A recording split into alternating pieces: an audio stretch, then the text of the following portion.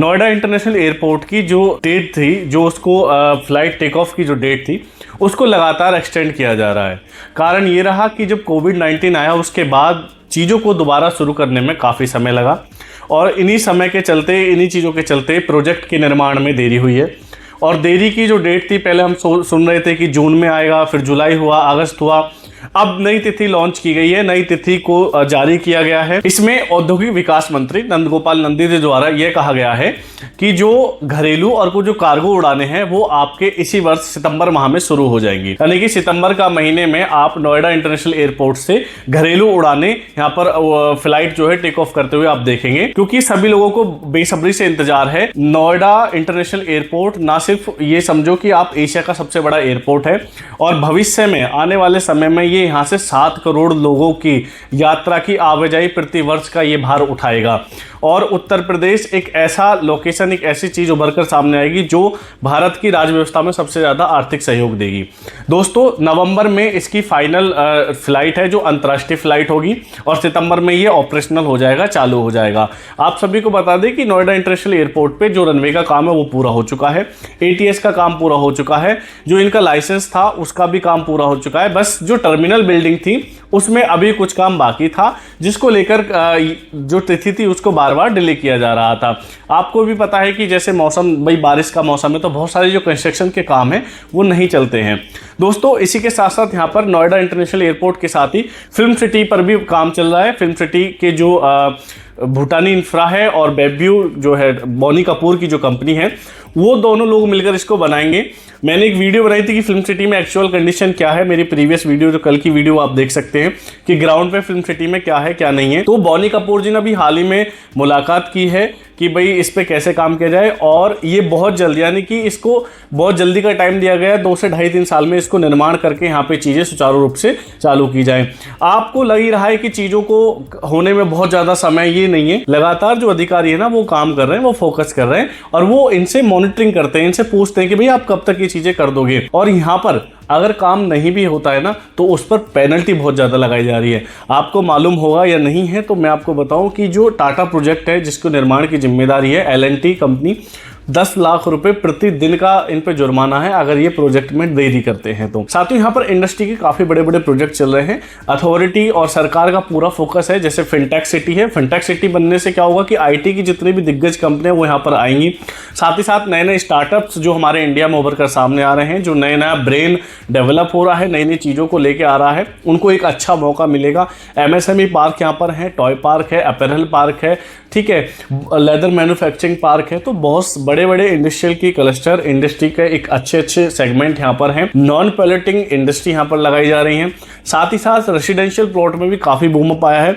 Investors ने काफ़ी ज़्यादा यहाँ पर इन्वेस्ट किया है, चाहे वो रेसिडेंशियल हो, इंडस्ट्रियल प्लॉट हो, आपके यहाँ आबादी की लैंड हो, तो काफ़ी चीज़ें यहाँ पर हैं। एयरपोर्ट के टेक ऑफ होने से बहुत ज़्यादा प्राइस पे असर पड़ेगा, प्राइस कहीं ना कहीं जाएंगे। देखो, रेसिडेंशियल प्लॉट के प्राइस जो एक साथ गिरे थे, विशेषकर 300 मीटर के प्लॉट में, उनको भी काफ़ी ज़्यादा उन्नति होगी, वो भी काफ़ी आगे बढ़ेंगे। ऐसा नहीं कि वो एज इट इज़ प्राइस पे रहेंगे। तो जिन लोगों के पास थोड़ा ये कि हमें समय है या हम नहीं बेचना चाह रहे हैं, वो थोड़ा होल्ड कर लें। सितंबर या अक्टूबर नवंबर में कोई ज़्यादा दिन नहीं रहे, ज़्यादा दूरी नहीं है। आप अपना प्लॉट सितंबर या नवंबर तक अपना बेच सकते हैं, तब तक आपके जो प्राइस है उसमें भी काफ़ी अच्छा इजाफा हो सकता है। साथ ही छोटे प्लॉट्स भी हैं यमुना अथॉरिटी पे, 60 मीटर से लेके 60, 90, 120, 162 इस तरीके से प्रॉपर्टी यमुना में सेक्टर प्रॉपर्टी मिल जाएंगी। वहीं अगर आप किसान कोटा में जाते हैं, छोटा बजट लेकर आप स्टार्टिंग कर रहे हैं और मैक्सिमम हाई बजट पे भी जाते हैं, तो ये दोनों तरीके से आपके लिए प्रॉफिटेबल है। क्योंकि हाई बजट वाली चीज़ें बड़ा साइज आएगा, जहां आप 2 करोड़ में यमुना अथॉरिटी में आज 300 मीटर लेंगे, वहीं आपको यहाँ 700 या 800 मीटर का प्लॉट आपको मिल जाएगा। उस 800 मीटर के प्लॉट पे आप लगभग मोटा मोटी समझो तो 1 बीघे का प्लॉट हो गया, 843 1008 गज होते हैं। आप अपना पेट्रोल पंप तक भी लगा सकते हैं, आप उसमें कोई अच्छा कॉम्प्लेक्स बना सकते हैं, बड़ा शोरूम खोल सकते हैं, आप रेंटल्स के लिए बहुत अच्छे ऑप्शन उसमें तैयार कर सकते हैं। फार्म हाउस, इवन जो शादी विवाह होते हैं, मैरिज होम्स जिनको हम बोल देते हैं, वो आप यहाँ पे कर सकते हैं। तो बहुत अच्छी अच्छी चीजें यहाँ पर हैं। 30-40 लाख से स्टार्टिंग हो जाती है इन्वेस्टमेंट की, और मैक्सिमम आप कितना ही ले जा सकते हैं। रजिस्टर्ड अनरजिस्टर्ड दोनों तरीके की यूनिट है, दोनों ही सेफ है, कोई दिक्कत नहीं है, क्योंकि चीजें किस व्यक्ति से ले रहे हैं, किस तरीके से ले रहे हैं, वो आपको कितनी क्लैरिफिकेशन दे रहा है, ये उसके ऊपर डिपेंड करता है। तो हम लोग काफ़ी ज़्यादा इंडस्ट्री के सेगमेंट में डील करते हैं, रेसिडेंशियल में करते हैं।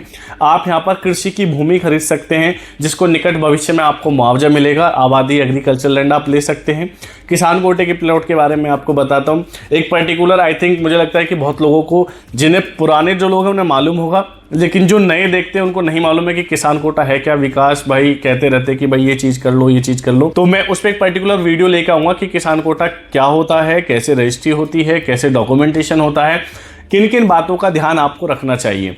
तो मेरी वीडियो पे बने रहिए। आपकी कोई भी क्वेरी है, कोई भी क्वेश्चंस है, आज जिन लोगों के ड्रॉ में प्लॉट निकले हैं उन सभी को बहुत बहुत शुभकामनाएं, बहुत बहुत बधाई। क्योंकि देखो एक सपना होता है प्लॉट निकलने का, लेकिन हाँ अभी 5 से 6 साल पैसा आपका होल्ड रहेगा। अभी आप बेच नहीं सकते। आपका कोई ये समझो कि भरोसेमंद कोई व्यक्ति मिल गया, आपका निजी रिश्तेदार या कुछ भी हो जो ले सकता है, तो वही खरीदेगा। बाहर की ओपन मार्केट में आप चीज़ों को नहीं बेच सकते क्योंकि लोगों का भरोसा थोड़ा सा कम हो जाता है।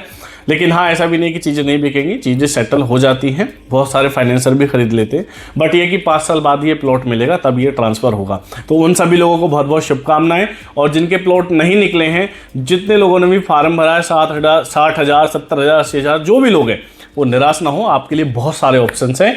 जितना वहाँ 5 साल पैसा ब्लॉक करोगे, होल्ड करोगे, उससे ज़्यादा आपको यहाँ रिटर्न लाकर हम दे देंगे। 1 से 1.5 साल में उससे ज़्यादा कई गुना रिटर्न आपको यमुना की अन्य प्रॉपर्टी में मिलेगा। तो बस आपको करना क्या है कि मेरे नंबर पे कॉल करनी है और मुझसे एक जानकारी चाहिए कि भैया इतना बजट है, इस तरीके से करना चाहते हैं, इतने साल का टाइम है, आप हमें बता दो क्या चीज़ सही रहेगी। बहुत बहुत धन्यवाद। जय हिंद, जय भारत।